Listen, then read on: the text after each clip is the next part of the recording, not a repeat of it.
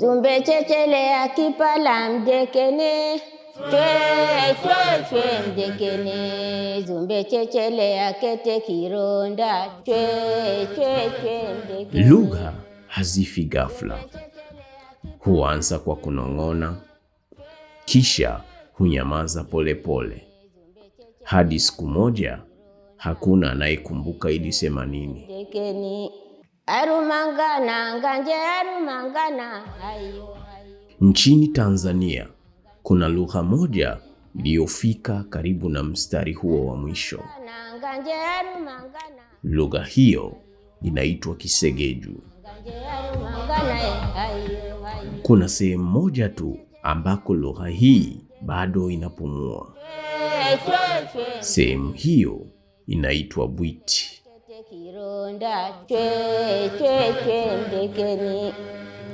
Kisegeju kiko Bwiti.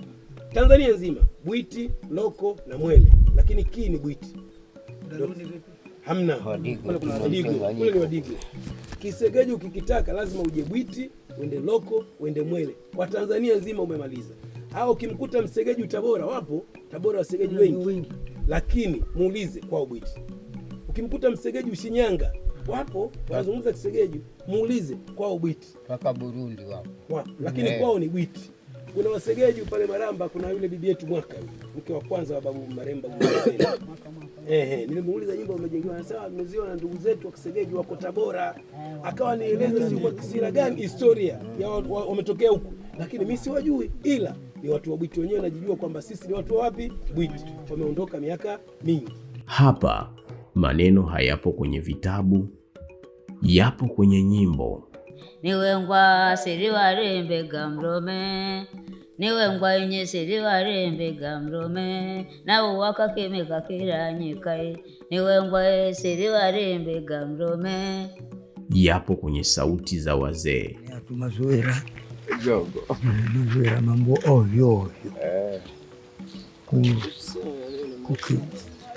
kukitangu.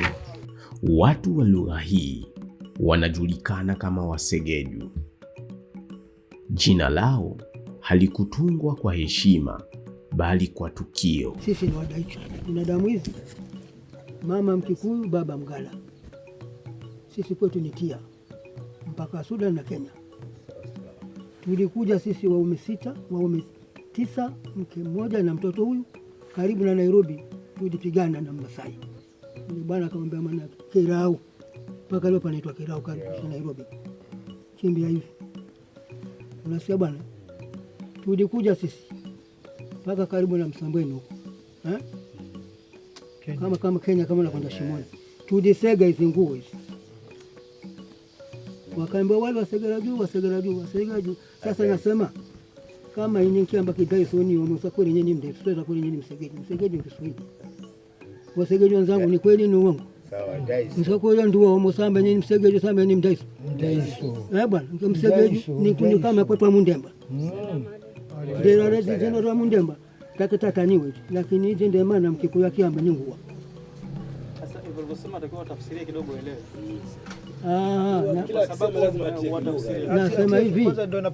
Nasema hivi ni kama vile mtu kama mimi kuitwa Mundemba.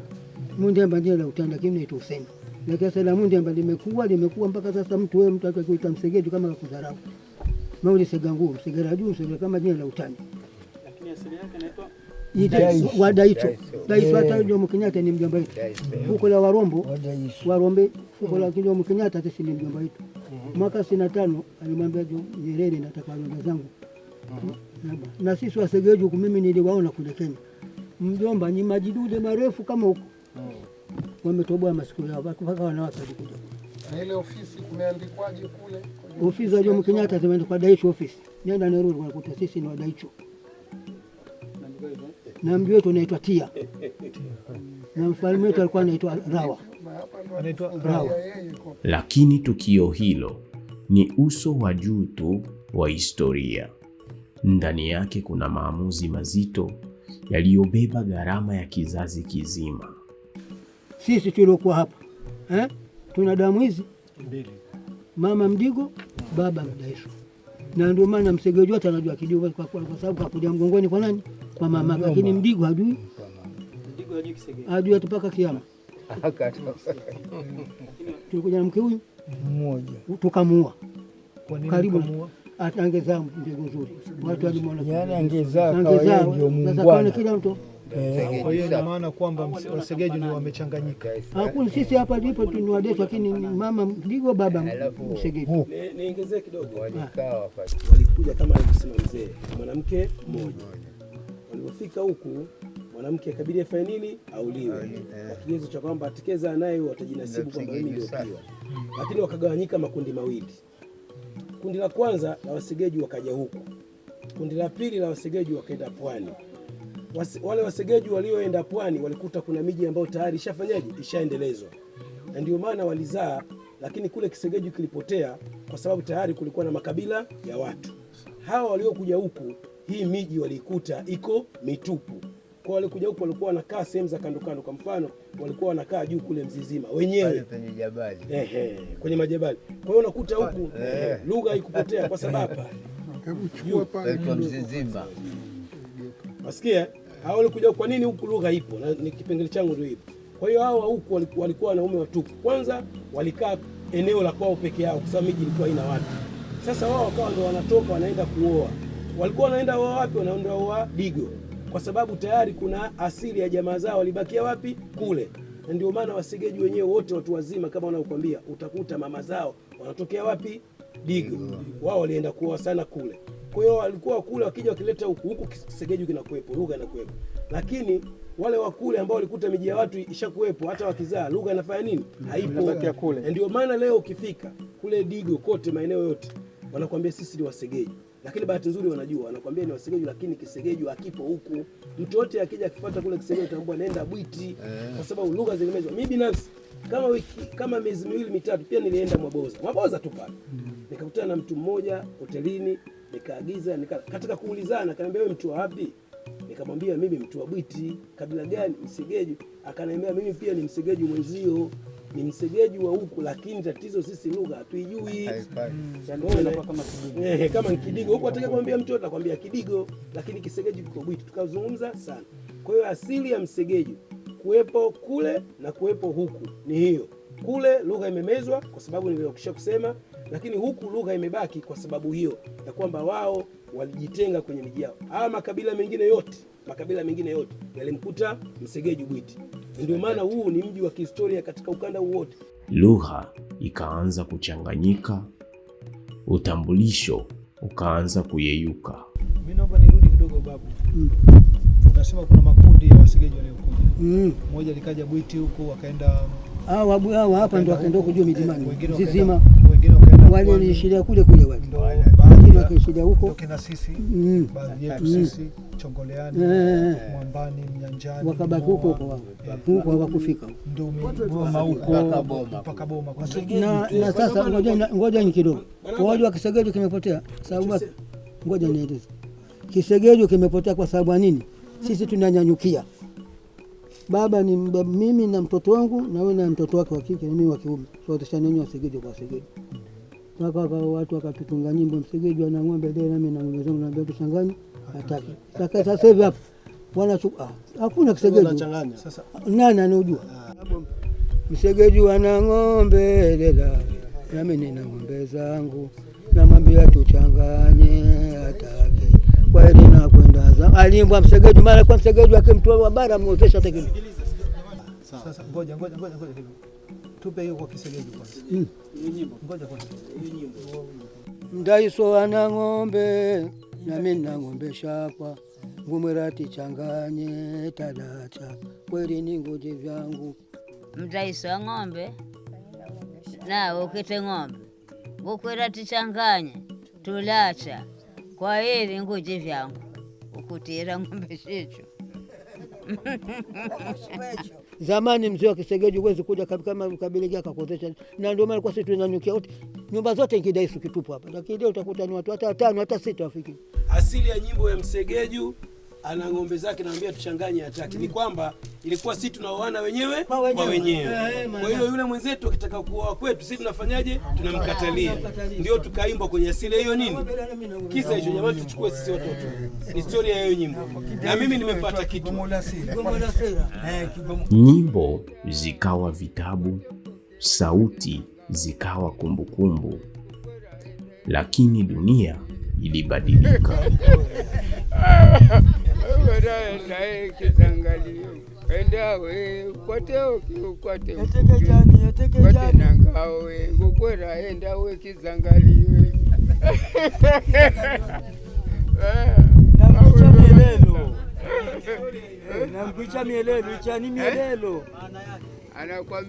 Nakwambia nenda usike mkuki na ngao utimire, yani utimire kondo, yani ni vita sasa.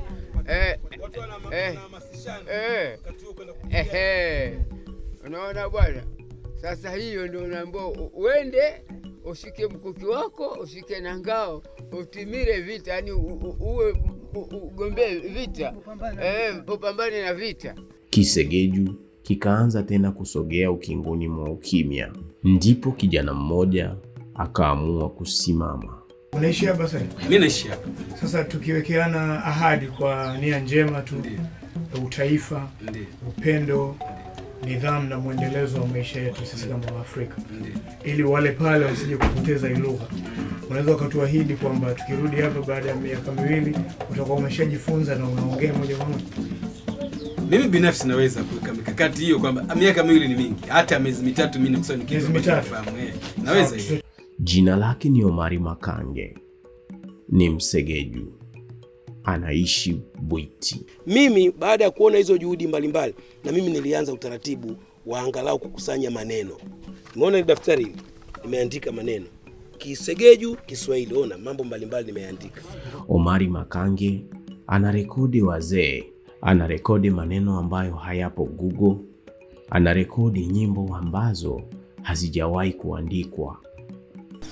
Kakake bwadake alusia uketende ende yangu tuikete mwana nyumba yetu mkala nao asisa mwana nyumba mweka mrenge wa nyonye mweka mwana nyumba yaya mwenyonye ya mtu tamenya ukea haya.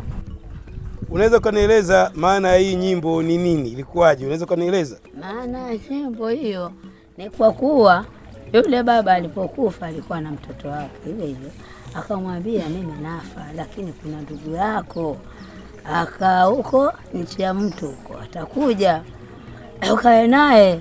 Sasa alipofika kama huyu kuna kisima cheusi na cheupe, yule mfanya kazi yule ndugu yake amwambia mimi nimeambiwa niingie kisima hiki toke kisima kile.